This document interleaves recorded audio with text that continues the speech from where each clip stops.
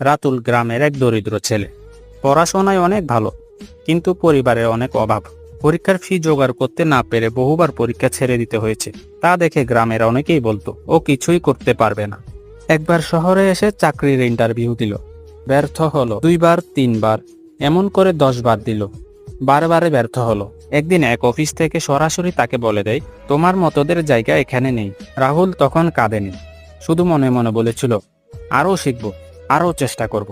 সে নিজের খরচ চালাতে বাসন ধুতো, রাত্রে পড়তো এবং অনলাইনে মোবাইলের মাধ্যমে ফ্রিতে কোর্স করত। 3 বছর পর এক বিদেশি কোম্পানি তার করা এক প্রজেক্ট দেখে সরাসরি জবের অফার করে। ভালো পোস্টে এবং ভালো বেতনে চাকরি পাইছে।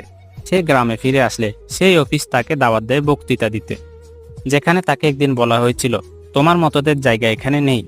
এই গল্প থেকে শিখলাম, ব্যর্থতা শেষ নয়, থেমে গেলে তবেই শেষ। যারা হেরে গিয়েও উঠে দাঁড়ায় তারাই একদিন জয়ী হয়।